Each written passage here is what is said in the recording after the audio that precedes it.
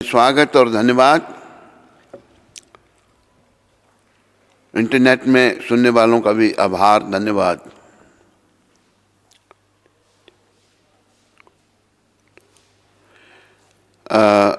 सर्वप्रथम प्रभुपाद शिक्षामृत।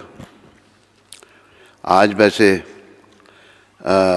एक पूर्ववर्ती आचार्य श्रीला पुरुषोत्तम दास जी ठाकुर आज के दिन वो गौलोक धाम को गए थे, और एक श्रीला गौर गोविंद स्वामी जी जो हमारे गुरु भाई थे,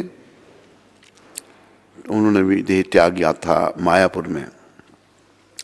और आज आविर्भाव है, प्रकट एक दिवस है श्रीला भक्ति सिद्धांत सरस्वती ठाकुर प्रभुपाद, और दोपहर तक उपवास है। तो शिक्षामृत पहले मैं पढ़ लेता हूं। सदैव भगवान श्री कृष्ण का स्मरण करो जो तुम्हारे सर्व प्रिय मित्र हैं, एवं उन्हें प्रसन्न करने के लिए सदैव उनकी सेवा करो, और वे तुम्हें बुद्धि देंगे कि कैसे उत्तम भक्त बन जाएं।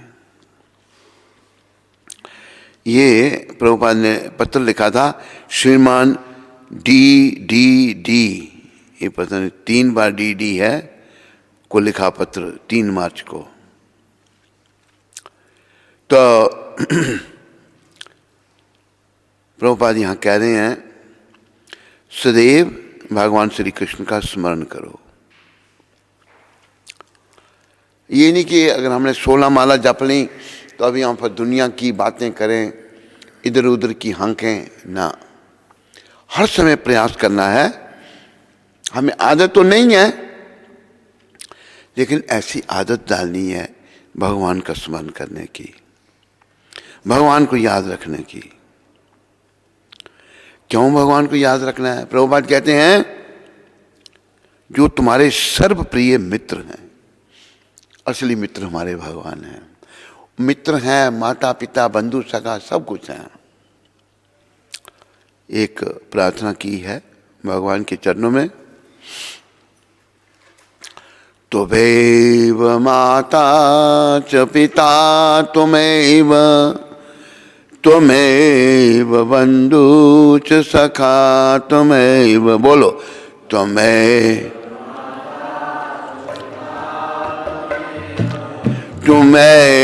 बंधु,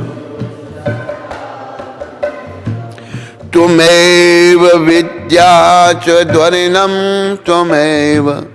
त्वमेव सर्वं मम देव देव।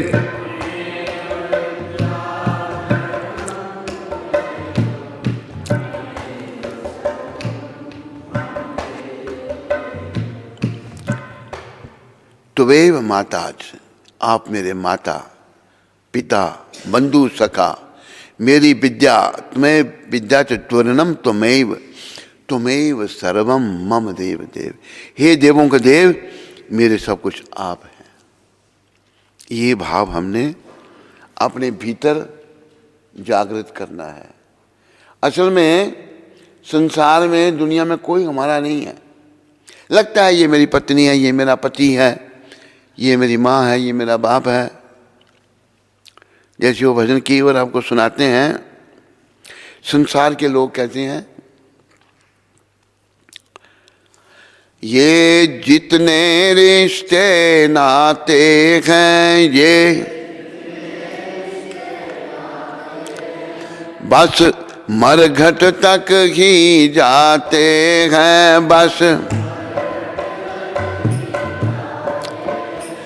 फिर हंस अकेला करता कुछ बिचारा, फिर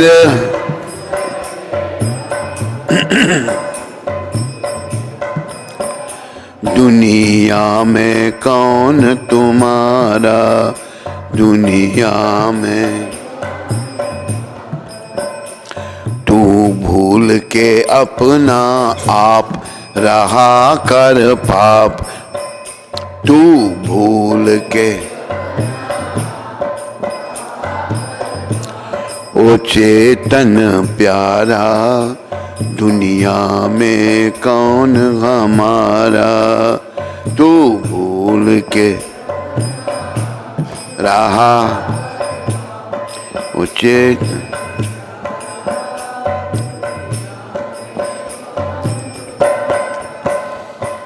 प्राय लोग पापों में लगे हुए हैं, कलयुग में तो पाप बहुत बढ़ गए हैं। ऐसा क्यों हो रहा है? क्योंकि जो पाप करने वाला इस बात को भूल गया है, चाहे वो स्त्री है या पुरुष है, कि भाई मैं जीवात्मा हूं, मैं ये शरीर नहीं। वो अपने आप को शरीर समझ रहा है, इसलिए इस शरीर के सुख के लिए वो पाप कर्म कर रहा है। अपना आप है जीवात्मा। अहम ब्रह्मास्मि, मैं ब्रह्म हूं और पर ब्रह्म का मैं अंश हूं। भगवान ने गीता में कहा कि ममे वंशो जीव लोके जीव भूता सनातना मना शस्त्राणि इंद्रियाणि प्रकृतिम स्थानी कर्षति। सारे जीव मेरे अंश हैं और सनातन हैं। सनातन का अर्थ है जीवात्मा का नाश नहीं है, याद रखो। लेकिन शरीर का नाश है। तो हम तो सब भगवान के हैं, लेकिन आज अपने आप को हम इस भौतिक जगत में आने के बाद भूल गए, अपने आप को ये शरीर समझने लग पड़े और इसी के लिए काम करना हमने शुरू कर दिया।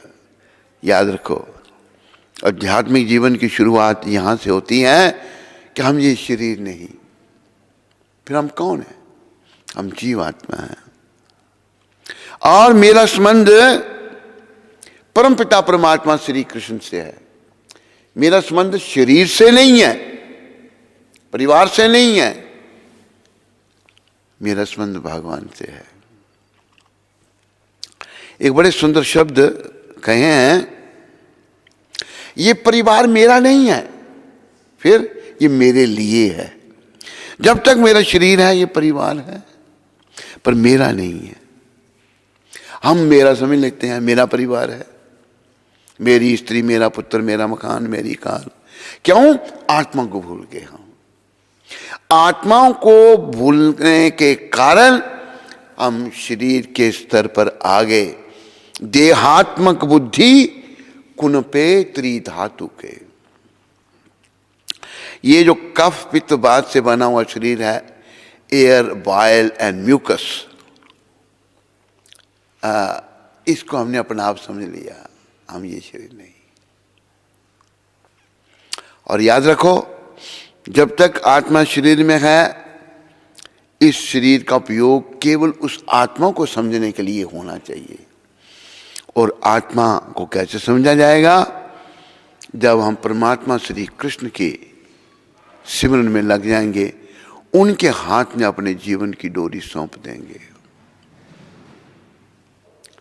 जब हम ऐसा करेंगे तभी धीरे धीरे हमें आत्मा की समझ आएगी, आत्मा की अनुभूति होगी और हम ये समझेंगे मैं ये शरीर नहीं, मैं जीवात्मा हूं और मेरा संबंध परम पिता परमात्मा से है। तो इस भजन में बड़े सुंदर ढंग से समझाया है कि तू अपना आप भूल गया है और तू पाप कर रहा है। सभी पापों में लगे हैं। हाँ, जो बड़े शुद्ध भक्त हो जाते हैं, जैसे हमारे गुरु महाराज, बस वो फिर आत्मा के स्तर पर रहते हैं। वो पाप नहीं करते, वो किसी का बुरा नहीं सोचते, वो भला ही करते हैं दूसरों का। वो शब्द है ना, भला करने वाले भलाई किए जा, बुराई के बदले दुआएं दिए जा। मतलब अगर कोई बुरा भी है ना, तो उसके बदले में उसका भी भगवान भला करे। किसी का बुरा नहीं सोचना हमने, तब हमारा भला भगवान सोचेंगे। ऐसा श्लोक है, वो तिरस्कृता विप्रलब्धा क्षप्ता क्षिप्ता हता अपि नस्य तत्प्रतिकुर्वन्ति तद भक्ता प्रभवोपि ही। उसमें डायरी में है, नंबर 1 डायरी में। भक्त जो है वो कैसे होते हैं, जो भगवान के भक्त बन जाते हैं? उनका कोई तिरस्कार करे, तिरस्कृता विप्रलब्धा, ये श्लोक निकालो, उनका कोई तिरस्कार करे, उनकी उपेक्षा करे। भगवान के भक्त इतने सहिष्णु होते हैं, यानी कि सहनशील होते हैं कि अपमानित होने उनको कोई अपमान कर देता है, ठगे जाने उनको कोई ठग लेता है, शापित उनको कुछ शाप ही दे देते हैं भक्तों को, विचलित किए जाने में उनको परेशान किया जाता, विचलित किया जाता, उपेक्षित होने नेग्लेक्ट किया जाता है, अथवा जान से मारे जाने पर भी कभी बदला लेने का विचार नहीं करते। ये भगवान के भक्त ऐसे होते हैं। मैं अंग्रेजी में इसका अनुवाद पढ़ दूं। The devotees of the lord are so forbearing that even though they are defamed, cheated, cursed, disturbed, neglected, or even killed, they are never inclined to avenge themselves.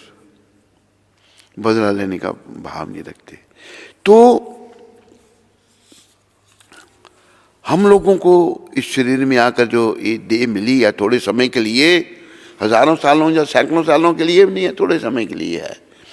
इस देह का उपयोग केवल उस आत्मा के दर्शन के लिए होना चाहिए, आत्मदर्शी बनना चाहिए। तो आत्मदर्शी जब हमारी सारी इंद्रियां जो हैं, श्रवणम कीर्तनम विष्णु स्मरणम पाद सेवनम अर्चनम वंदनम दास्यम साख्यम आत्मनिवेदनम, नवदा भक्ति जो है जब हम करते हैं तब हम उस आत्मा को जानने का प्रयास होता है और आगे बढ़ते हैं। अभी देखो, जैसे जयदेव गोस्वामी की बात पहले भी कुछ समय पहले की थी। जयदेव गोस्वामी बहुत बड़े भक्त हुए हैं भगवान के। तो कैसे उनका थोड़ा सा भक्त कैसे होते हैं। एक बार वो कहीं कार्यक्रम में गए, प्रवचन के लिए उनको बुलाया था। तो जिन्होंने गीत गोविंद लिखा है, बुलाया था जब उनको प्रवचन के लिए, बड़ा सुंदर प्रवचन किया उन्होंने। जब जाने लगे तो कहते महाराज क्या दक्षिणा नहीं, कहते कुछ नहीं चाहिए आपको। बड़े निर्लेप थे, बड़े ही। उन्होंने क्या किया, जबरदस्ती उनकी धोती जा किसी वहां पर ना 20 स्वर्ण मुद्राएं बांध दी जबरदस्ती, और लेके आ गए। जब जा रहे थे रास्ते में, पुरानी बात है, जयदेव गोस्वामी कोई 800 साल पहले बंगाल में प्रकट हुए। तो कहते हैं जो चोर होते हैं उनको सोने की सुगंध आ जाती है, पता लग जाता है उनको। उन्हें देख लिए वो पीछे पीछे चल पड़े उनके। तो वो पूछते हैं जयदेव जी महाराज, बड़े प्रेम से बोलो श्री जयदेव गोस्वामी जी महाराज की। पूछते हैं कि आप लोग कहाँ जा रहे हैं? कि जहाँ आप जा रहे हैं वहाँ हम भी जा रहे हैं। वो समझ गए भाई ये लोग ठीक नहीं है, ये मेरे ये 20 मोहरें उन्होंने बांधी हैं, मेरे कपड़े में जहाँ भी बांधी हैं, ये उनके पीछे जा रहे हैं। उन्हें झट 20 मोहरें खोलनी, कहते भाई ये रख लो, तुम ये रख लो, मुझे जरूरत होगी तो मैं आपसे ले लूंगा उनको। वो तो बेचारे बड़े ही पहुंचे हुए वैष्णव थे। तो चोरों को जब 20 मोहरें उन्होंने दे दी, देखो ऐसा होता है जो बुरी प्रकृति का आदमी है ना, उसके साथ आप अच्छा भी करो ना तो फिर भी वो बुराई सोचेगा, क्योंकि उसकी प्रकृति, उसका स्वभाव बुरा है। तो मोहरें दे दी उन्होंने, चल रहे हैं साथ साथ। और थोड़े से उनसे अलग हो गए, आपस में बात करते हैं। कहते हैं भाई देखो, इसने मोहरें तो हमको दे दी, जिसके लिए हम इनके पीछे थे। तो दूसरा कहता है, वो चोर को 4 चोर थे, दूसरा कहता है भाई देरी हो सकता है, ये जा करके राजा को सूचित कर देगा, हमको मरवा देगा ये। ऐसे ही मन की बात है। मुलीन मन उनका चोर थे, गुंडे बदमाश, जबकि वो तो बेचारे बड़े पहुंचे हुए वैष्णव थे। तो फिर दूसरा कहता क्या करना चाहिए, कहते मार दो उसको। तीसरा कहता, 4 चोर थे, कहते भाई मोहरी तो उसने दे दी है, मार के क्या फायदा इसको। चौथा कहते फिर ऐसा करो, इसके हाथ पांव काट दो। देखो जो आत्मा के स्तर पर है ना, उसको शरीर का कोई दुख नहीं व्यापता है, याद रखो। हमें सुख दुख क्यों व्यापते हैं, जब हम अपने आप को ये शरीर समझ लेते हैं। बचपन का मेरा एक अनुभव आपको बताता हूं। बच्चे थे, जा रहे हैं, जाते जाते एक ठोकर लगी तो जो अंगूठा है पांव का, उसका नाखून उतर गया, खून निकला। ध्यान कहीं और ही था हमारा, ध्यान उसमें नहीं था, खून निकला। जब हम घर में आए, चप्पल खोलने लगे, चप्पल चिपकी हुई है उसके साथ, खून निकल के सूख गया। नीचे देखा तो अंगूठा, उसमें खून निकल रहा है। तो हम एकदम दर्द होना शुरू हो गई। ये अनुभव की बात है। जब ध्यान कहीं और था, चोट लगी, खून निकला, दर्द नहीं हुई। इसी प्रकार जब ध्यान हमारा ठाकुर जी के चरण में चले जाएगा ना, जैसे जयदेव गोस्वामी जी के हाथ पांव काट दिए, भगवान का सिमरन कर रहे हैं। और उन दुष्टों ने क्या किया, चोरों ने उनके हाथ पांव काट करके उनको एक सूखा हुआ कुआं था उसमें फेंक दिया। जो आत्मा के स्तर पर है ना, उसे कोई कष्ट नहीं दे सकता, और उसके शरीर के टुकड़े भी कर दें उससे कोई फर्क नहीं पड़ता, क्योंकि वो भगवान का सिमरन कर रहा है।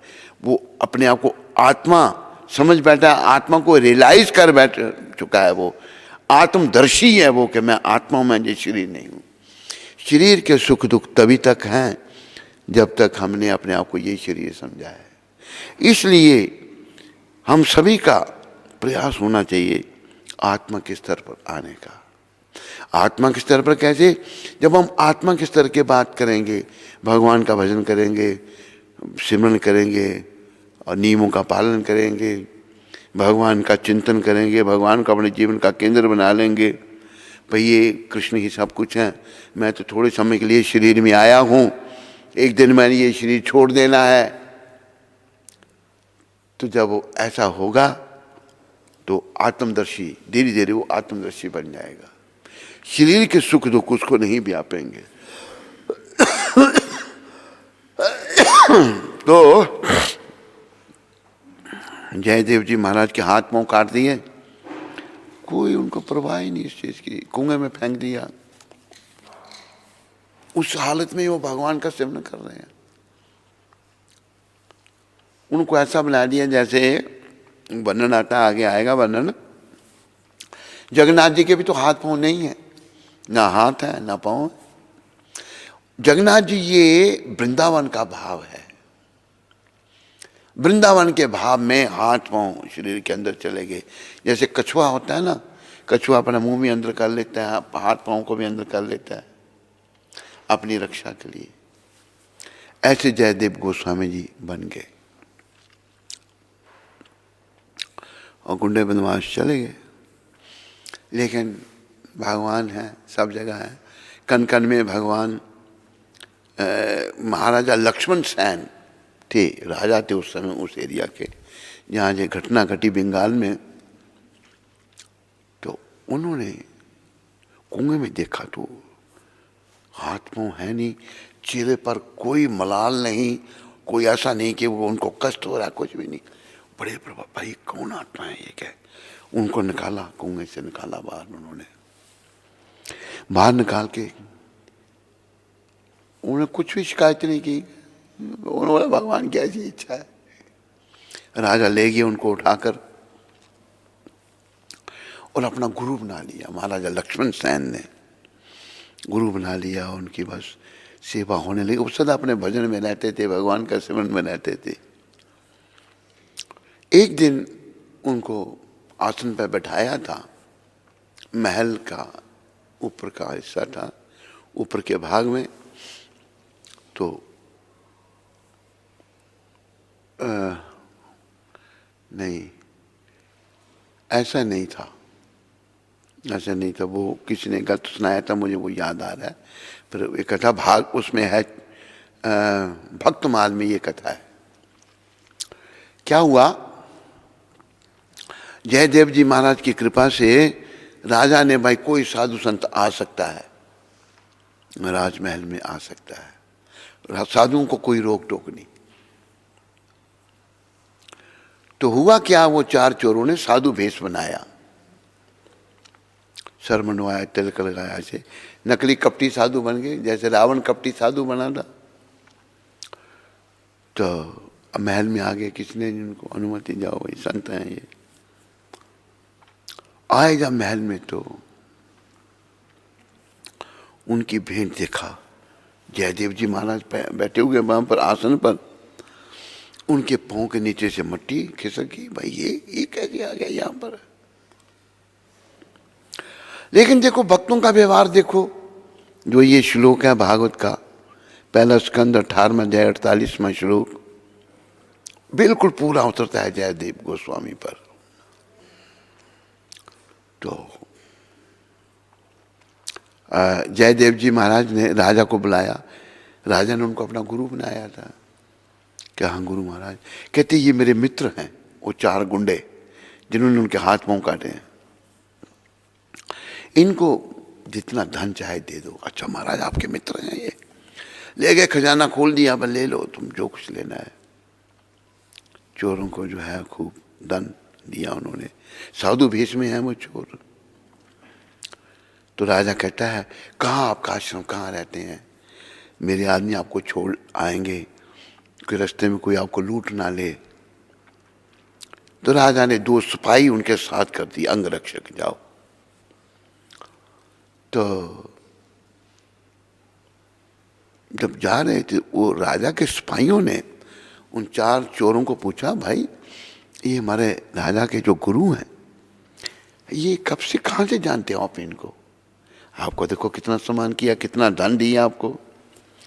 तो देखो कहा है कि दुष्ट अपनी दुष्टताई नहीं छोड़ता, बोलो,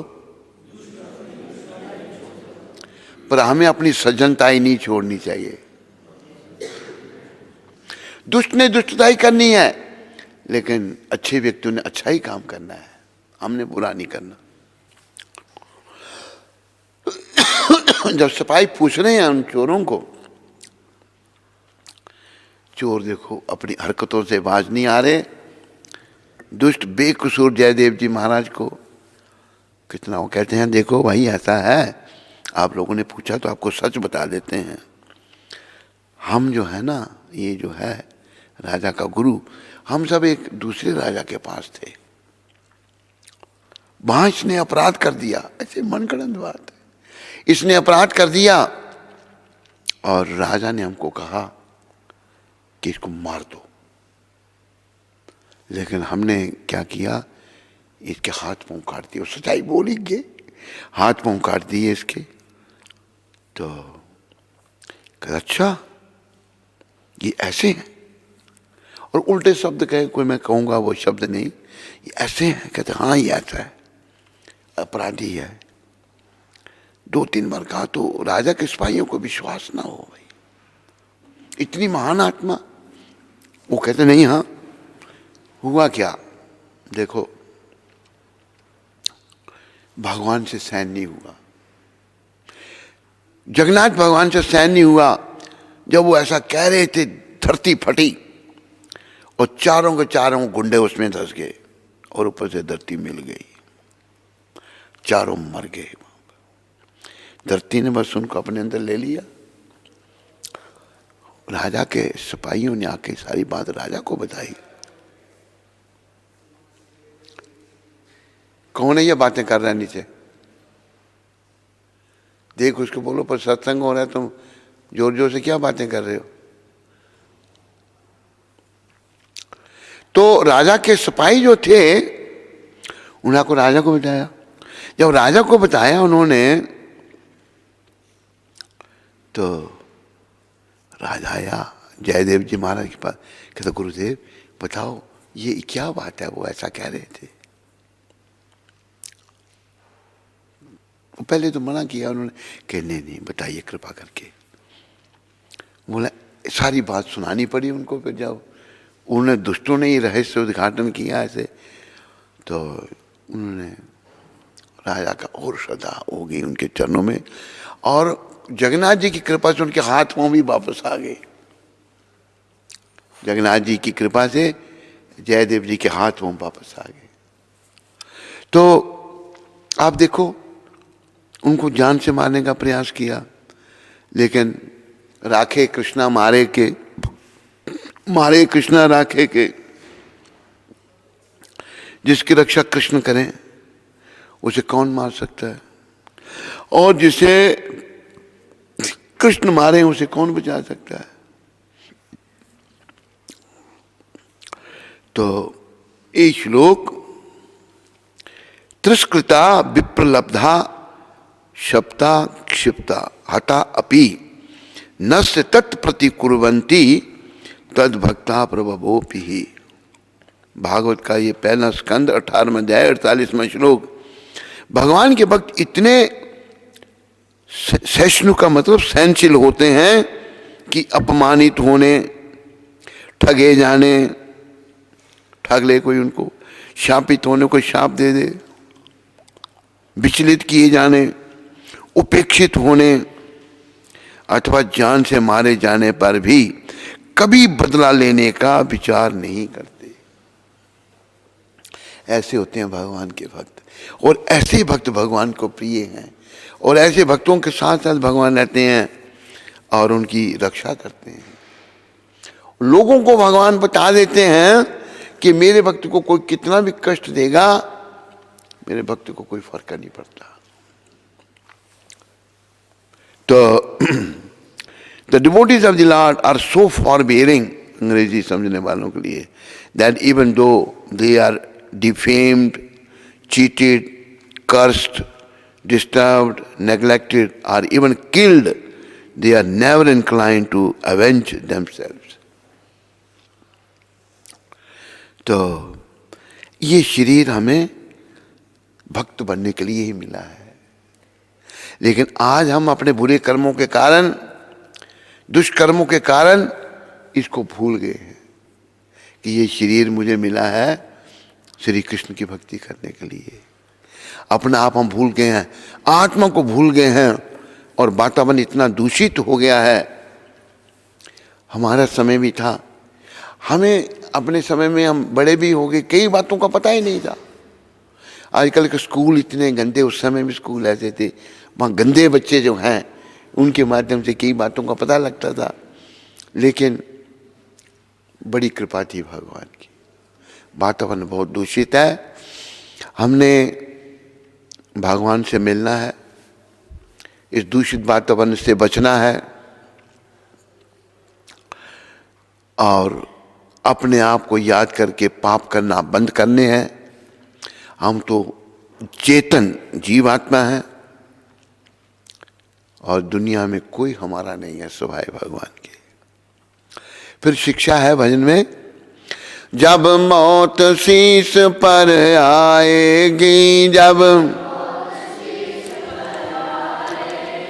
कोई चीज साथ नहीं जाएगी।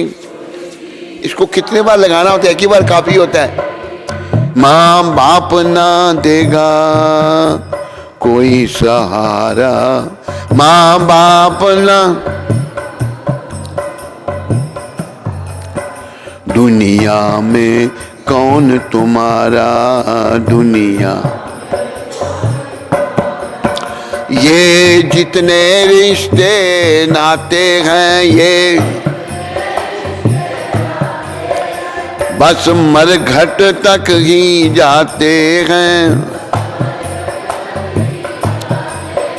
फिर हंस अकेला करता कुछ बेचारा, फिर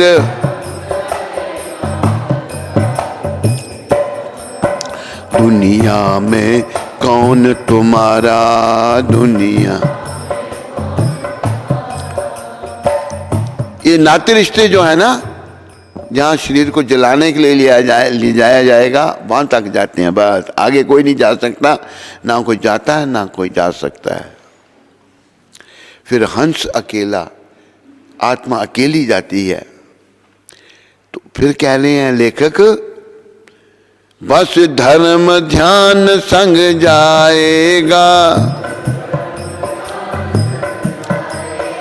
जो शांति सुख उपजाएगा, ले सत्य धर्म की शरण मिले कृष्ण द्वारा, ले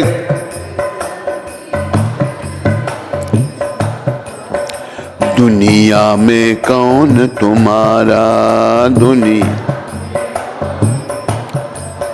तू भूल के अपना आप रहा कर पाप, ओ चेतन प्यारा, दुनिया में कौन तुम्हारा, तू।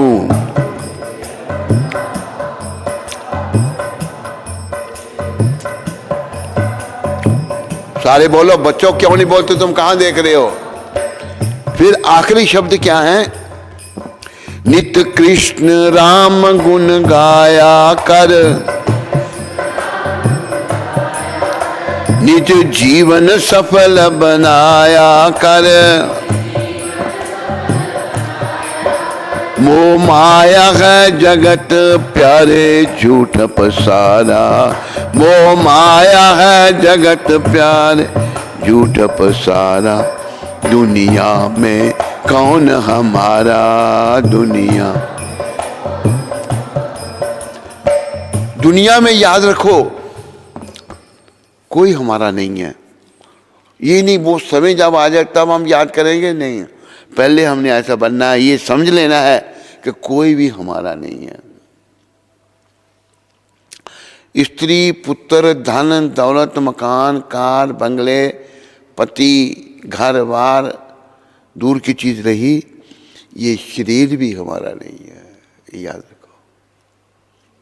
ये भी शमशान की अमानत है।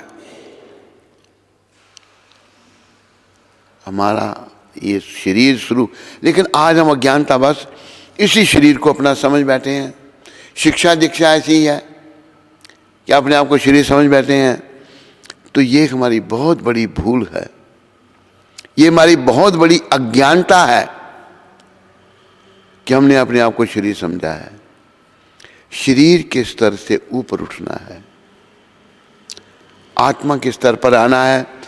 इस शरीर को लगाना है भगवान की सेवा में, कृष्ण भजन में, कृष्ण भक्ति में, कृष्ण सेवा में, बस तभी धीरे धीरे इसकी शुद्धि होगी। मेरे पीछे बोलो, तन पवित्र सेवा किए तन, धन पवित्र किए दान, धन मन पवित्र हरि भजन सो, मन पवित्र होत त्रिविधि कल्याण। भौतिक जगत के संपर्क में आकर हम लोग अपवित्र हो चुके हैं। अभी बस याद रखो इस बात को, हमारा काम पवित्र होना है। तो कैसे हुआ जाएगा? तन पवित्र सेवा किए। तन जो है वो सेवा से पवित्र होगा।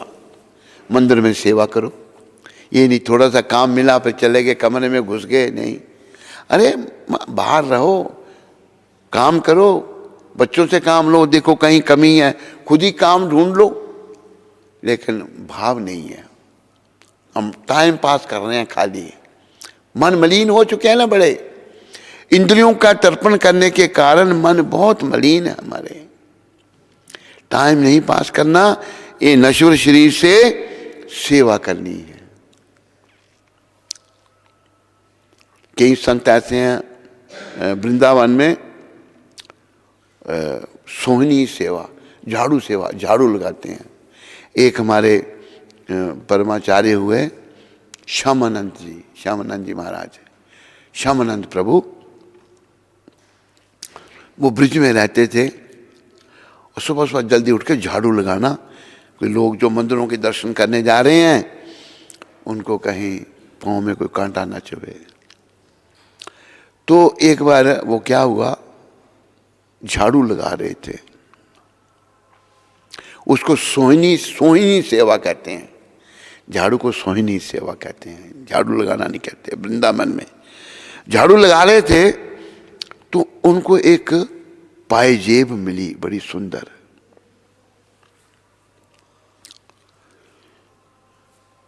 तो पायजेब जो हैं वो बड़े बड़े अच्छे सेवक थे श्यामानंद जी महाराज। उन्होंने पायजेब जो है रख ली अपने पास, बड़ी सुंदर पायजेब थी। वो पायजेब किसकी थी?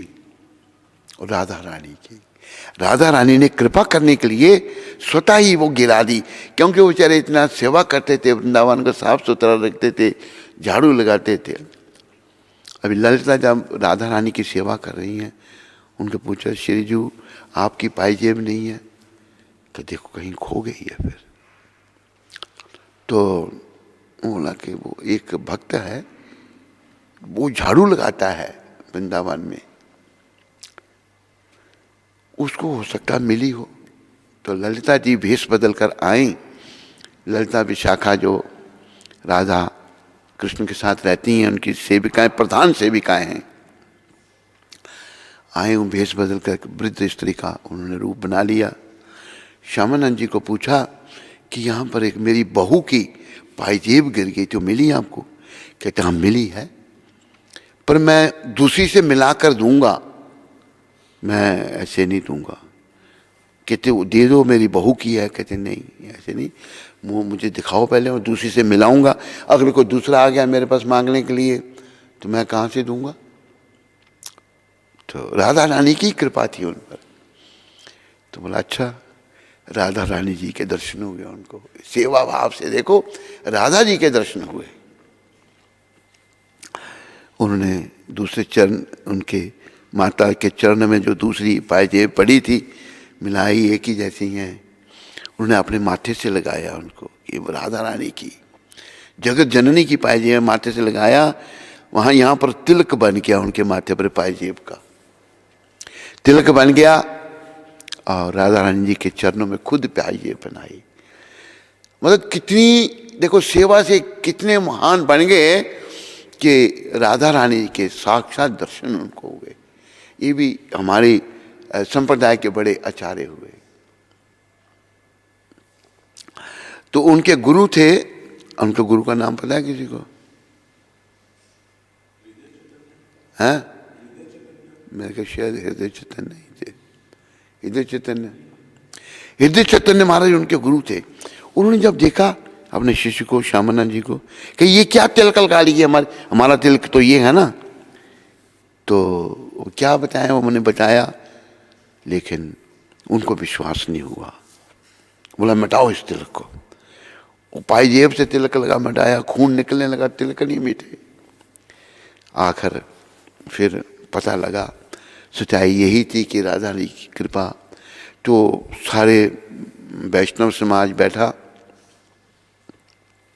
वो बोला कि इनके गुरु ने गलत किया अपने शिष्य के साथ, इनको 12 दिन का दंड मिलेगा, दंड उत्सव होगा जो उनके गुरु को दंड दिया जाएगा। तो श्यामानंद जी कहते हैं मेरे गुरु जी को दंड नहीं, मैं दंड भोगूंगा, वो मेरे गुरु जी को आप दंड नहीं दे सकते।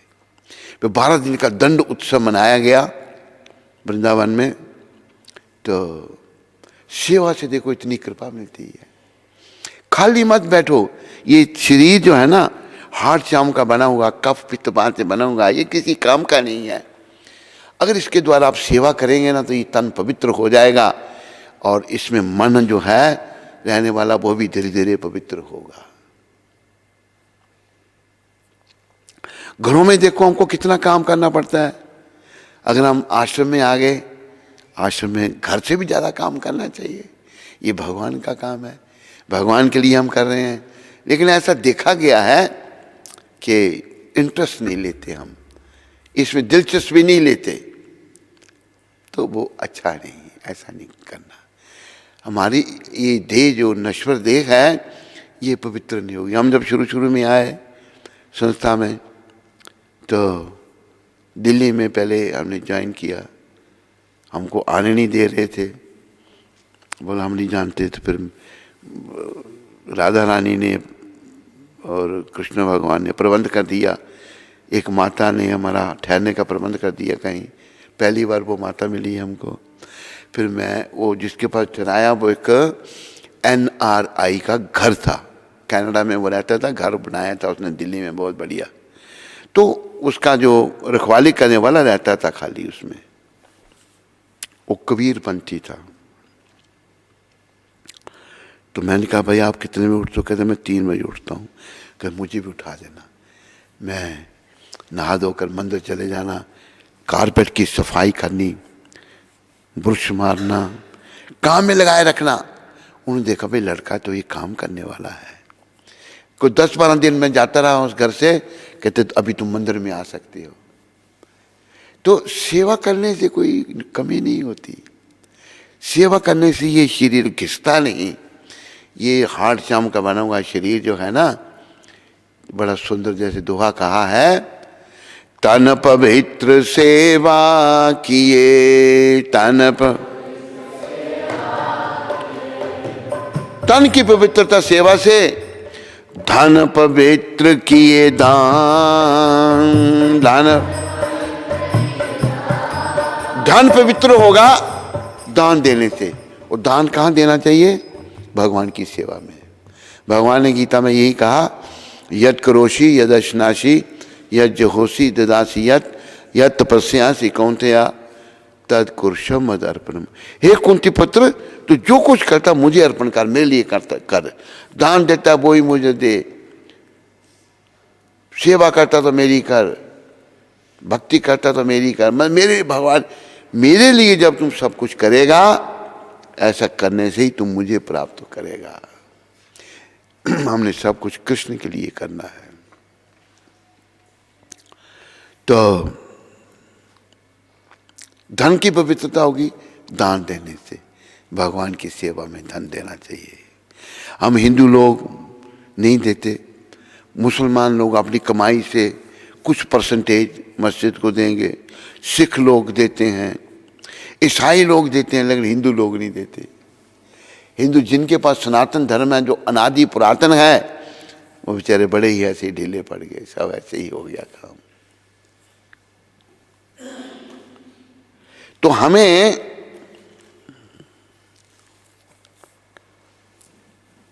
हे कुंती पुत्र, तुम जो कुछ करते हो, जो कुछ खाते हो, जो कुछ अर्पित करते हो या दान देते हो, और जो भी तपस्या करते हो, उसे मुझे अर्पित करते हुए करो। भगवान के आगे बड़ी डिटेल प्रभुपाद जी ने समझाई है। तो जो कुछ भी करते हो मेरे लिए करो। असल में याद रखो, हमें इस दुनिया में कुछ नहीं करना। क्यों नहीं करना? हम यहां से हैं ही नहीं, यहां से हमको भाई निकाल दिया जाएगा। आज नहीं तो कल, परसों नरसों, 10 साल, 20 साल, 50 साल, 60 साल के बाद हम में से कोई नहीं होगा, सभी साफ होंगे। तो फिर हमें करना क्या? बिना किए कुछ रह भी नहीं सकते। जो कुछ करना भगवान बता रहे मेरे लिए करो। भगवान के लिए करेंगे तो हमारी शुद्धि होगी। जो कुछ खाते हो तो भगवान का प्रसाद खाना, को अर्पित करते हो या दान देते हो, वो भी भगवान की सेवा में देना। और जो भी तपस्या करते हो उसको भी भगवान को अर्पण करो, उसे मुझे अर्पित करते हुए करो, भगवान कहते हैं। ऐसा करने से ही हम आपको मिलेंगे, ऐसा करने से ही भगवान हमको मिल सकते हैं। आज लोगों के पास मंदिर में जाने के लिए समय नहीं है, भगवान के लिए काम करने के लिए समय नहीं है, संसार के कामों में लगे हैं, जिनसे मिलेगा भैया कुछ नहीं, संसार के कामों से कुछ नहीं मिलेगा। और हम सब कुछ नहीं के लिए ही काम कर रहे हैं। प्रभुपाद कहते थे अंग्रेजी में, we are working for nothing. आए थे तो हाथ बंद थे, जाएंगे तो हाथ खुले होंगे। क्या लाए थे, क्या ले जा रहे हैं? ना कुछ साथ लाए थे, ना कुछ ले चलेंगे। जो पाया यहां पे यहीं दे चलेंगे। ना बहन भाई कोई साथ देता है, अकेले थे आए, अकेले चलेंगे। लेकिन अज्ञानता, समझ रहे हैं कि ये संसार हमारा होगा, ये पुत्र, ये मित्र, ये परिवार हमारा होगा। नहीं ध्यान कि जब काल प्राण लेता है तो गैर क्या है, ये तन भी न साथ देता है। ये होगा, सबके साथ घटेगा, लेकिन पहले हमने इसके लिए इसको समझना है, ऐसा बन जाना है, जीवन में धारण करना। कल मैंने कहा था ना कि परीक्षा में बैठना और जाने की परीक्षा जो है बड़ी कठिन परीक्षा है। थोड़ी चीज गुम हो जाती है, हम परेशान हो जाते हैं। आखिर में तो शरीर को भी गुम करना पड़ेगा, इसको भी छोड़ना पड़ेगा। शरीर यहीं पड़ा रहेगा, यमदूत आत्मा को निकाल के ले जाएंगे। इसलिए इस प्रकार यह प्रत्येक व्यक्ति का कर्तव्य है कि अपने जीवन को इस प्रकार ढाले। किस प्रकार? प्रभुपाद कह रहे हैं, वह किसी भी दिशा में श्री कृष्ण को ना भूले, किसी भी दिशा में भगवान को ना भूले। प्रत्येक व्यक्ति को अपने जीवन निर्वाह के लिए कर्म करना पड़ता है। और कृष्ण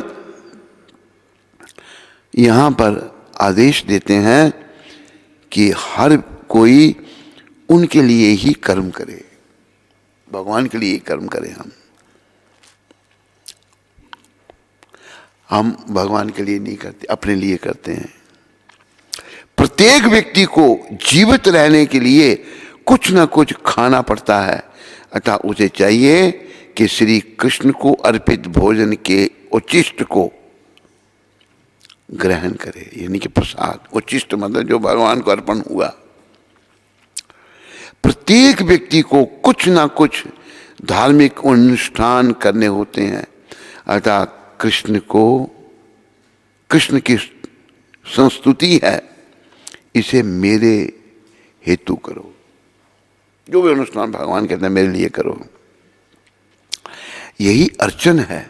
प्रत्येक व्यक्ति कुछ ना कुछ दान देता है, अतः कृष्ण कहते हैं वह मुझे दो, जिसका अर्थ यह है कि अधिक धन का उपयोग श्री कृष्ण भावनामृत आंदोलन को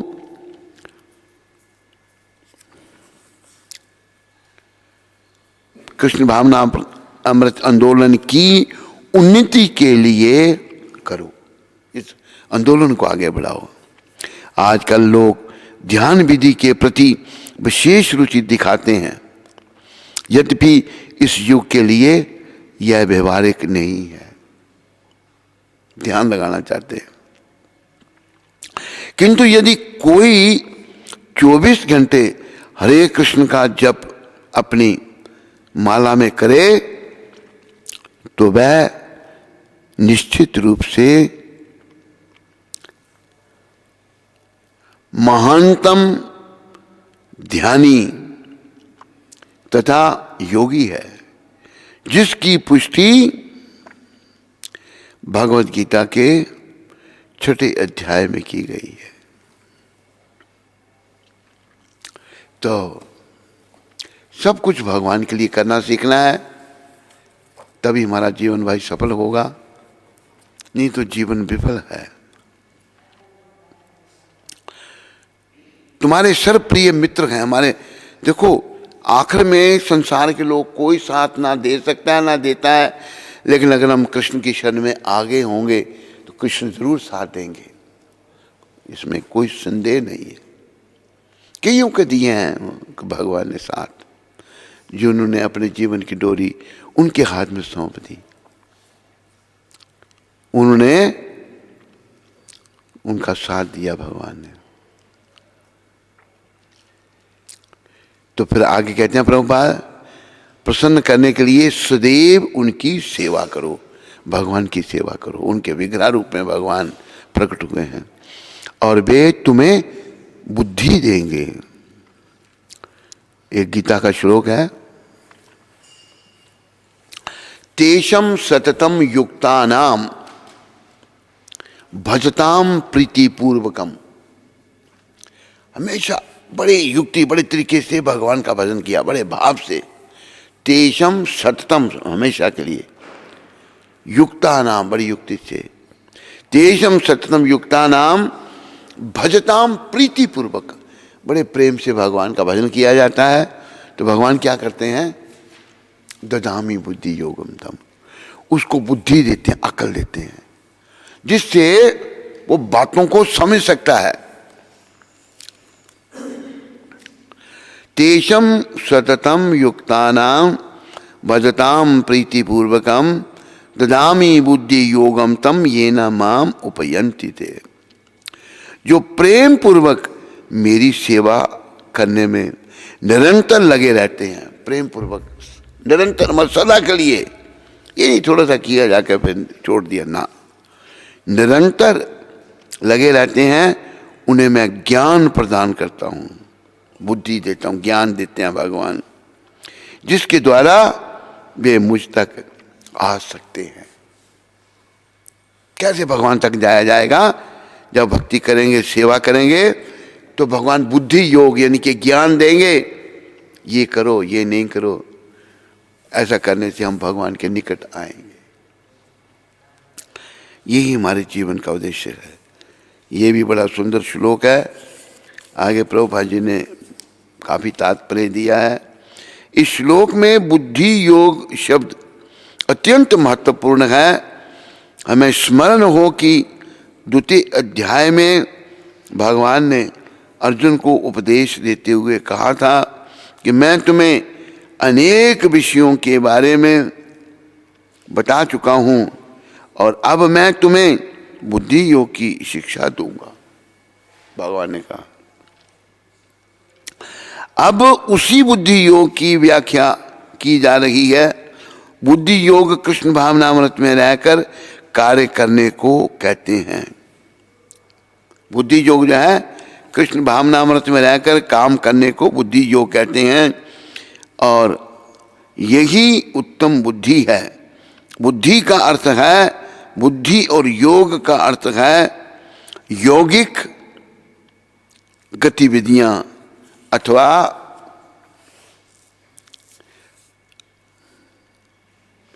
यौगिक उन्नति। जब कोई भगवत धाम को जाना चाहता है और भक्ति में वह कृष्ण भावनामृत को ग्रहण कर लेता है, जो उसका यह कार्य बुद्धि योग कहलाता है। बुद्धि योग क्या है, कृष्ण भावनामृत में आकर भगवान के लिए जो कार्य कर रहा है वो बुद्धि योग है, और ये बुद्धि योग हमको भगवान से मिलाएगा। तो भगवान उसकी सेवा, भगवान की सदैव सेवा करो और वे तुम्हें बुद्धि देंगे कि कैसे उत्तम भक्त बन सकते हो, तुम कैसे उत्तम भक्त बना जाए। उत्तम भक्त बनना हमने, और उच्च कोटि के भक्त ही भगवान को पाते हैं। निम्न कोटि के अगर हम भक्त बने, हानि तो नहीं है, फिर से जन्म लेना पड़ेगा उत्तम भक्त बनने के लिए। उच्च कोटि के भक्त बनने के लिए दोबारा जन्म लेना पड़ेगा। अभी से उत्तम कोटि के बनो, उच्च कोटि के भक्त बनो और भगवत प्राप्ति करो। तो आओ, तिरुभाव है आज पुरुषोत्तम दास जी का और गौर गोविंद स्वामी जी का।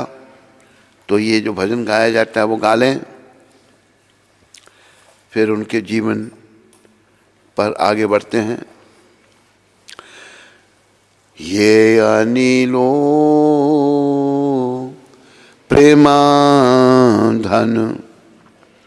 करुणा प्रचुर, ये अनिलो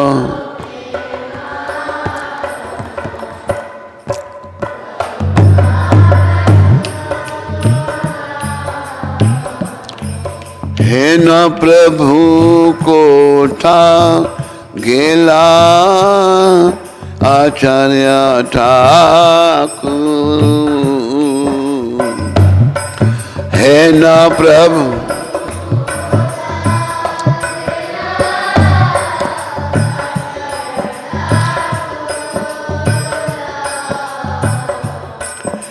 कहा मोरा स्वरूप रूपा, कहा सनातन,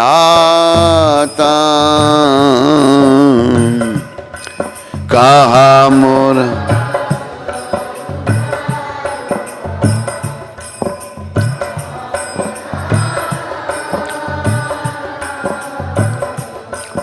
कहा दास रघुनाथा, पतिता पावन,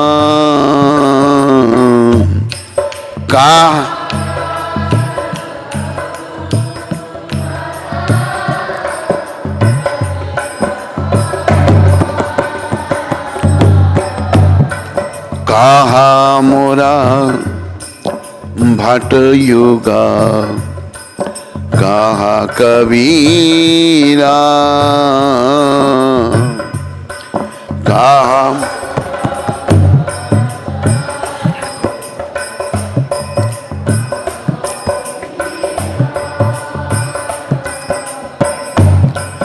एका काले कोठा गेला गौरा नटरा,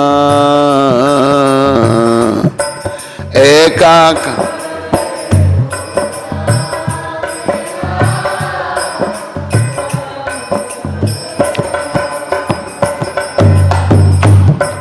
पाषाणे कुटीबो माथा, अनिले पाशिवो पाषाण,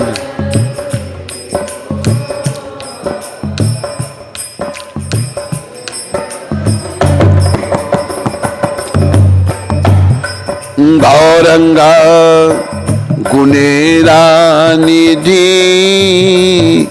कोठा गेले पावो, गौरंगा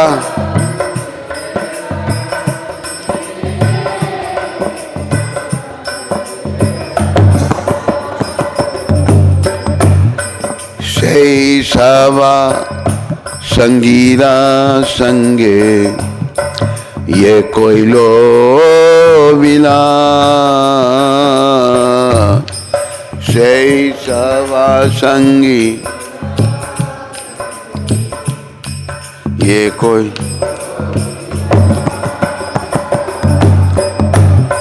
सेई संग न पाइया कांदे, नरोत्तम सेई संग न पा,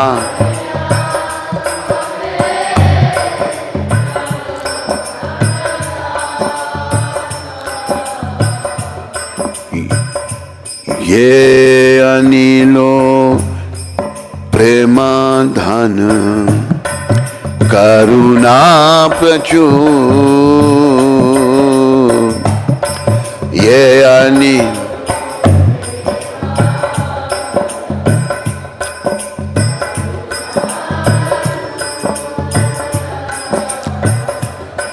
हे न प्रभु कोठा गेला आचार्य ठाकुर, हे ना प्रभु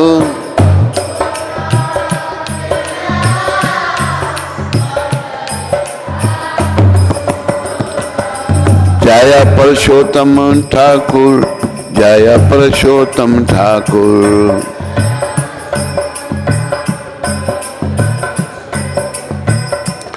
जय गौर गोविंद स्वामी, जय गौर गोविंद स्वामी, जय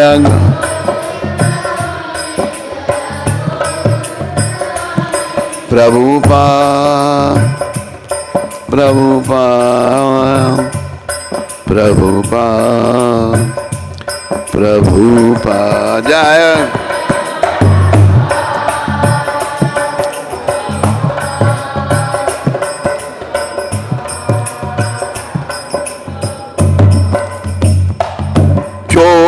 अपराकृत प्रेम का धन लेकर आए थे तथा जो करुणा के भंडार थे, ऐसे शिला श्रीनिवासाचार्य ठाकुर कहाँ गए? मेरे शिला स्वरूप दामोदर और शिला रूप गोस्वामी कहाँ हैं? शिला सनातन कहाँ हैं? पतित पावन शिला रघुनाथ दास कहाँ हैं? मेरे शिला रघुनाथ भट्ट और शिला गोपाल भट्ट कहाँ हैं? और शिला कृष्णदास कविराज कहाँ हैं? महान नर्तक श्री श्री गौरांग महाप्रभु एकाएक कहाँ चले गए? मैं अपना सर चट्टान में मारकर फोड़ डालूंगा और अग्नि में कूद पड़ूंगा। सभी दिव्य गुणों के निधि स्वरूप श्री श्री गौरांग महाप्रभु को मैं कहाँ पाऊंगा? श्री श्री गौरांग महाप्रभु एवं उनके साथ लीला करने वाले संगियों का संग ना पाकर नरोत्तम दास मात्र रो रहा है। तो और पहले पुरुषोत्तम दास ठाकुर जो हैं, उनका आज तिरोभाव है, उनका थोड़ा सिमरन कर लें। हरे कृष्णा हरे राम हरे कृष्णा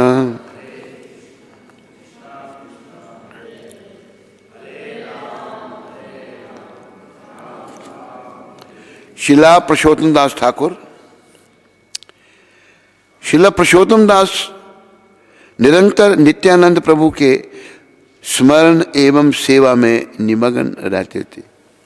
जो बलराम जी के अवतार हैं, ये उनके सेवक थे। पुरुषोत्तम दास ठाकुर जी महाराज सदा उनकी सेवा में लगे रहते थे। उनके पुत्र कनु ठाकुर इतने उन्नत भक्त थे कि श्री कृष्ण उनकी देह में सदैव निवास करते थे। उनके पुत्र भी महान। जब कनु 5 वर्ष के थे, मां जानवा उन्हें वृंदावन ले गई। उनकी विशुद्ध भक्ति देखते हुए गोस्वामियों ने प्रफुल्लित हृदय से उनका अभिवादन किया। कनु ठाकुर का, छोटे से 5 वर्ष के। गौलोक वृंदावन में पुरुषोत्तम दास ठाकुर 12 गोपालों में से एक ग्वाल बाल के रूप में बलराम जी की सेवा करते हैं। उनकी समाधि 64 समाधियों में है।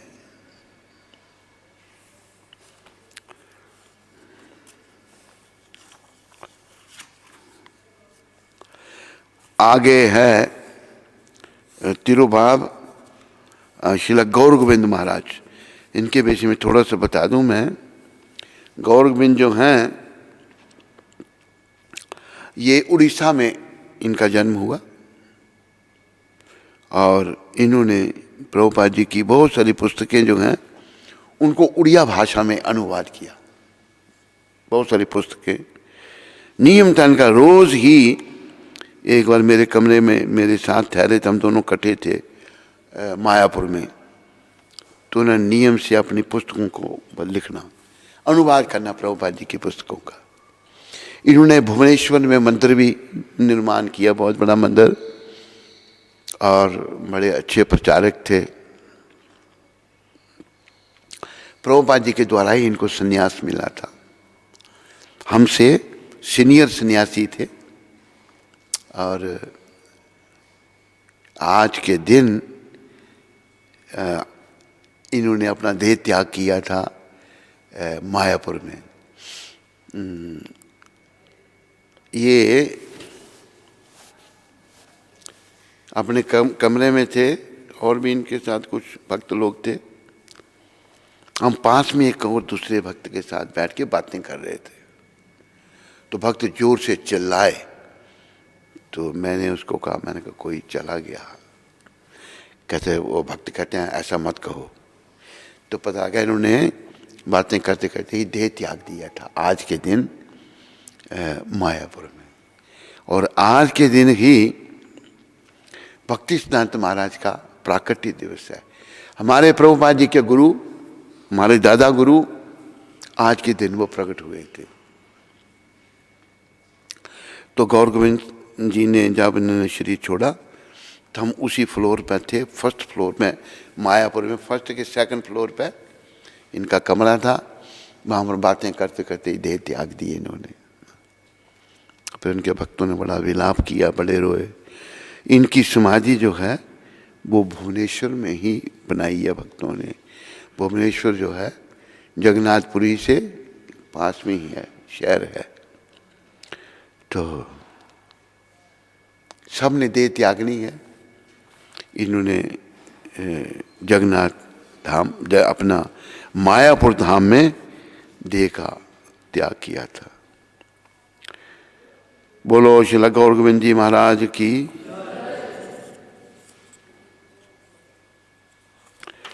तो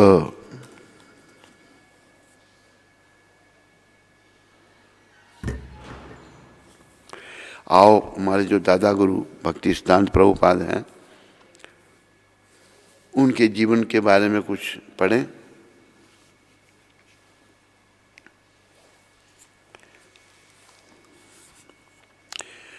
श्रीला एसी भक्तिवेदांत स्वामी प्रभुपाद के गुरुदेव श्रीला भक्ति सिद्धांत सरस्वती ठाकुर 6 फरवरी 1874 को श्री क्षेत्र धाम में श्रीला सच्चिदानंद भक्ति मनोहर ठाकुर के पुत्र के रूप में प्रकट हुए थे। जो हमारे एक और आचार्य हैं भक्ति मनोहर ठाकुर, ये 1874 में इनका प्राकट्य हुआ था पुरी में, जगन्नाथपुरी में। बाल्यकाल से ही वे शीघ्र वेद विशारद हो गए। उन्होंने भगवद गीता कंठस्थ कर ली तथा अपने पिताश्री की दार्शनिक कृतियों का आस्वादन किया। अपने सुविस्तृत ज्ञान के कारण वे जीवंत ज्ञान कोश के नाम से विख्यात हो गए। जीवंत ज्ञान कोश मतलब वॉकिंग एनसाइक्लोपीडिया, मतलब इतने विद्वान थे हमारे दादा गुरुदेव प्रभुपाद जी के गुरु। उन्होंने जातिवाद तथा गौड़ीय वैष्णववाद से दार्शनिक विचलन के विरुद्ध प्रत्ययकारी प्रचार किया। देखो, ऐसा शास्त्र में वर्णन है, ये पद्म पुराण में वर्णन है, जो भगवान विष्णु कृष्ण का भक्त बनता है, वैष्णव बन जाता है, वैष्णव दीक्षित हो जाता है, ऊपर शरीर के स्तर से ऊपर उठ जाता है, उसकी कोई जाति नहीं होती। कहा वैष्णव है ना जाति भूति, वैष्णव को किसी जात से देखना ये बहुत बड़ा अपराध है। तो इन्होंने ये जातिवाद खत्म किया, श्रीला भक्ति सिद्धांत सरस्वती ठाकुर प्रभुपाद ने।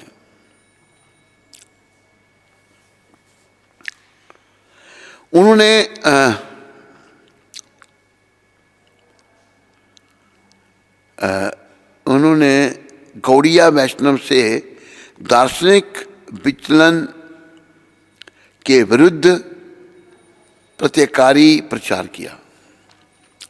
उन्होंने चारों वैष्णव संप्रदायों के उपदेशों को प्रकाशित कर उन्हें मिलाने का प्रयास किया। वैष्णव सिद्धांत पर अपने निर्भीक व सशक्त प्रवचन के कारण उन्होंने सिंह गुरु नाम अर्जित किया। मतलब बिल्कुल सही इन्होंने ग्रंथ लोगों के आगे रखे तो इनको सिंह गुरु की उपाधि मिली। नाम अर्जित किया।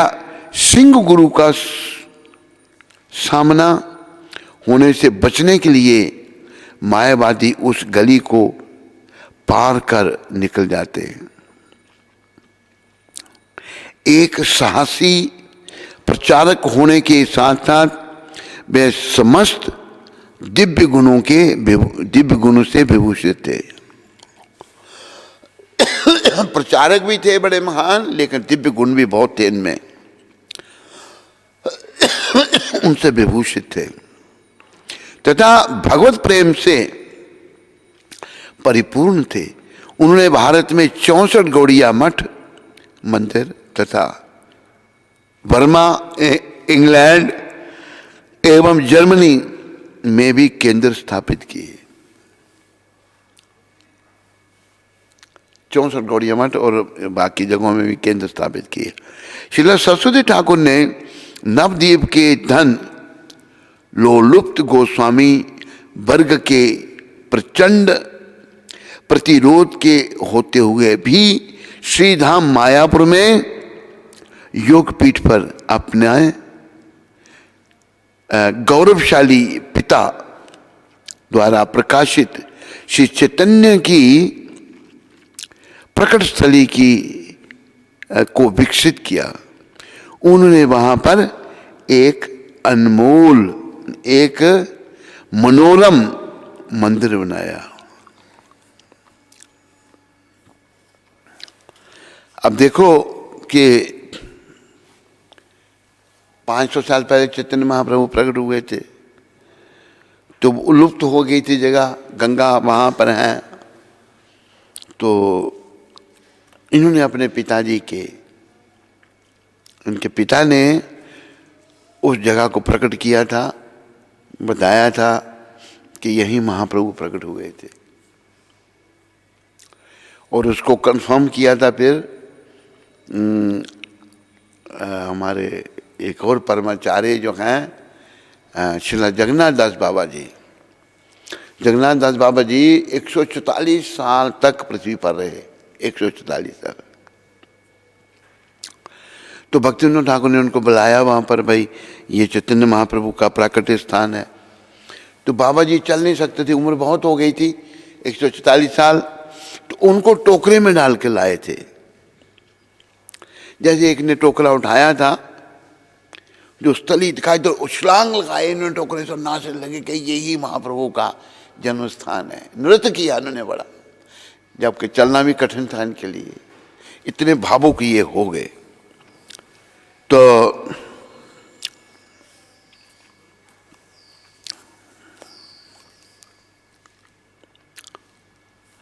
इन्होंने जातिवाद खत्म किया।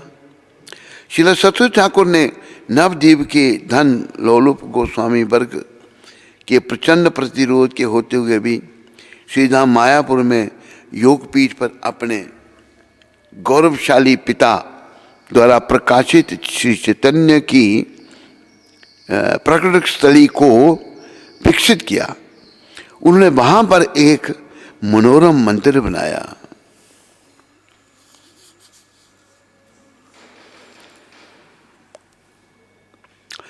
मद्रास, कलकत्ता एवं कृष्णनगर में स्थित उनके 3 बृहत मृदंग मुद्रण गृह, बृहद मृदंग मतलब press, printing press, printing press जो है इन्होंने स्थापित की इन जगहों पर और प्रचार किया बहुत।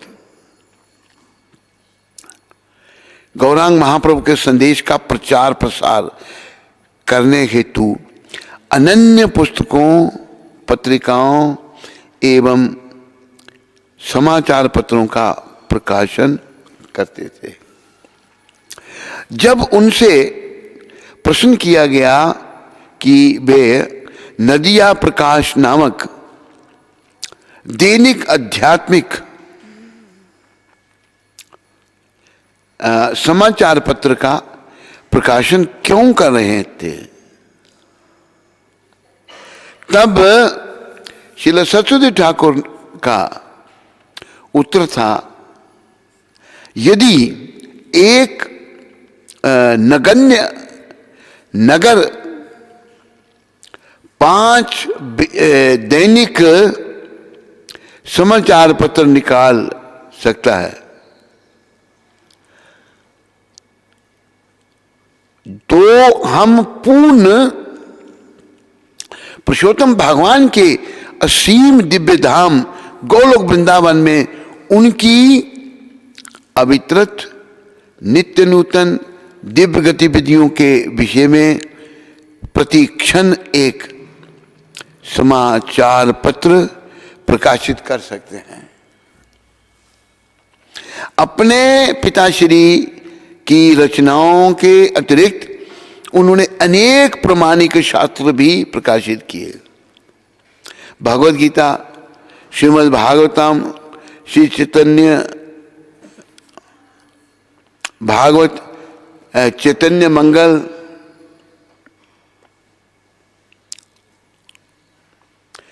प्रेम भक्ति चंद्रिका एवं उनका प्रिय ग्रंथ श्री चैतन्य चरितामृत। उन्होंने भविष्यवाणी की कि श्रीला कृष्णदास कविराज द्वारा श्री चैतन्य चरितामृत में संचित सुधा का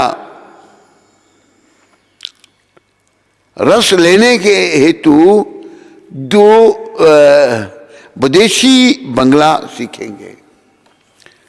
ये भविष्यवाणी थी उनकी। आज कई बंगाली वैष्णव जो है वो बंगला भाषा जानते हैं और वो पढ़ते हैं, ग्रंथ पढ़ते हैं बंगला के। प्रचार कार्य के व्यापक बनाने हेतु उन्होंने नव प्रवर्तन किए।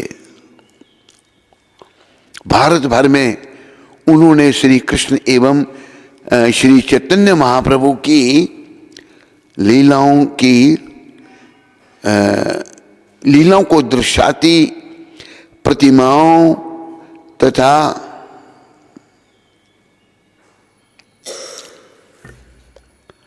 अन्य धार्मिक प्रदर्शनियों का निःशुल्क आयोजन किया।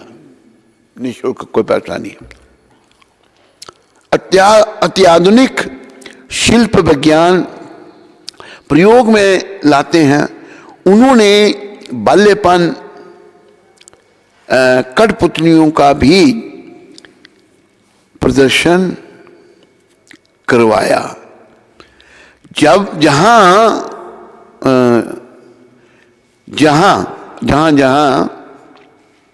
श्री चैतन्य महाप्रभु के चरण पड़े थे वहां उनकी स्तुति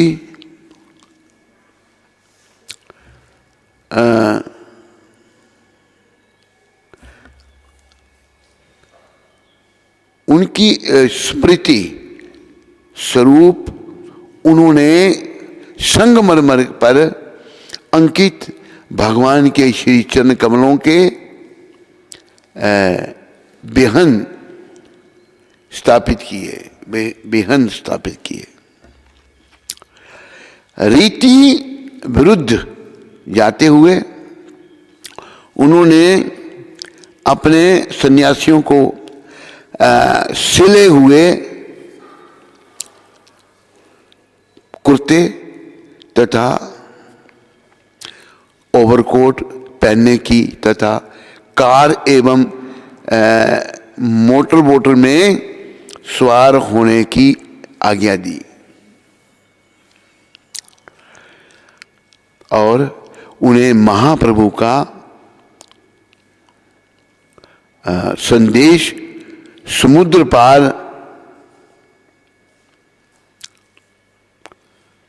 यूरोप तक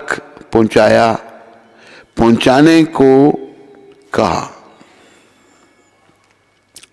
शिला भक्ति सिद्धांत सरस्वती ठाकुर के क्रांतिकारी प्रचार विचार रसाचार्य शिला रूप गोस्वामी द्वारा प्रकाशित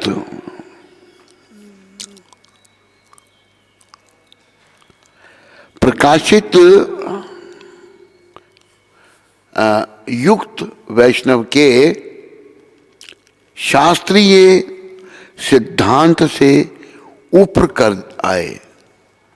एक नित्य मुक्त जीव होने के कारण और सरस्वती ठाकुर को ज्ञान था कि माया को किस प्रकार यथोचित श्री कृष्ण की सेवा में संलग्न किया जाए। शिला ठाकुर गतिविधियों के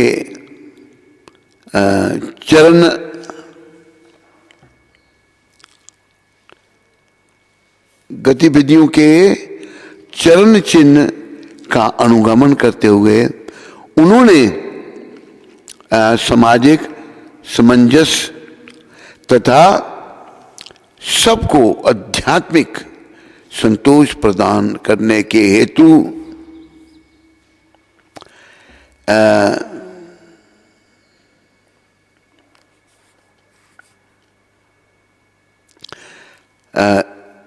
करने के लिए देवी वर्णाश्रम का प्रचार किया। देवी वर्णाश्रम का प्रचार किया उन्होंने। शिला रूप गोस्वामी एवं शिला सनातन गोस्वामी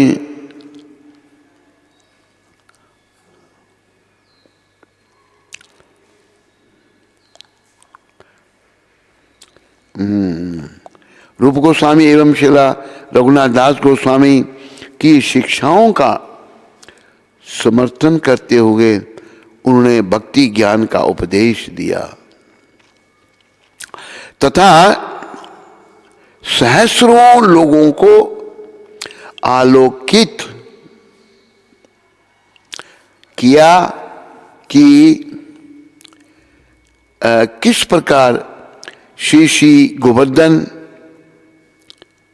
श्री राधा गिरिधारी के प्रति मुझ शुद्ध प्रेम प्राप्त हो। भारत में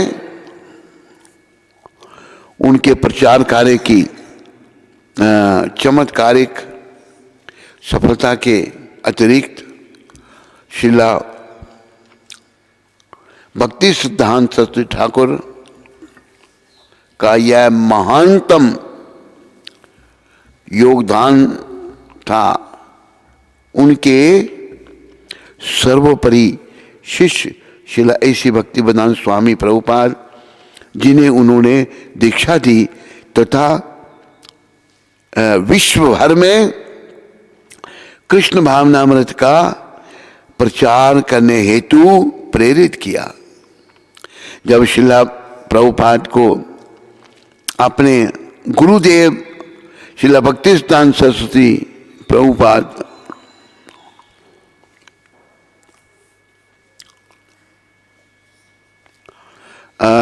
भक्ति सिद्धांत सरस्वती ठाकुर का चित्रांकन करने को कहा, तब वे बोले मैं क्या कह सकता हूं, वे तो वैकुंठ वासी थे। अपने गुरु के लिए प्रभुपाद कहते थे हमारे गुरु महाराज। गोलोक वृंदावन में राधा गोविंद की नित्य लीला में श्रील सरस्वती ठाकुर नयन मणि मंजरी के रूप में सेवारत हैं। उनकी पुष्प समाधियां राधा कुंड एवं राधा दामोदर मंदिर में हैं। बोलो भक्ति सिद्धांत सरस्वती ठाकुर प्रभुपाद महाराज की। तो बड़े महान वैष्णव हुए हमारे दादा गुरुदेव, और जिन्होंने पखंडशाला खत्म किया और शास्त्र के आधार पर सब स्थापना की, और ये जो जाति पाति के भेदभाव भी खत्म किए और चारों संप्रदाय को उन्होंने इकट्ठा किया। तो इनका बड़ा आभार, बहुत धन्यवाद। कृष्ण अभी ये कृष्ण के पास है, गौलोक धाम में चले गए ये, और वहाँ पर भगवान की नित्य सेवा में है। इन्हीं शब्दों के साथ आप सबका धन्यवाद। हरे कृष्ण। फिर ढीले पड़ गए आप लोग। हरे कृष्ण। हरे कृष्ण कृष्ण कृष्ण कृष्ण कृष्ण हरे हरे, हरे राम राम राम हरे हरे। बोलो जगत गुरु श्रील प्रभुपाद की, बोलो भक्ति सिद्धांत महाराज प्रभुपाद की। सुप्रिया माता नोएडा से, कोटि कोटि दंडवत प्रणाम गुरुदेव महाराज जी। आपके चरणों में महाराज जी, जैसे हम मंदिर में सेवा नहीं कर पाते, घर के काम में ही लगे रहते हैं, तो हमारे तन कैसे पवित्र होंगे? हमारे तन हमारे तन, अच्छा तन। प्रयास करो सुप्रिया माता, प्रयास करो।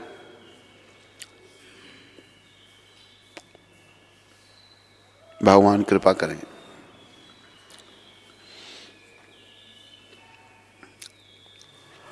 स्कंद पुराण में तुलसी देवी की प्रशंसा इस प्रकार की गई है।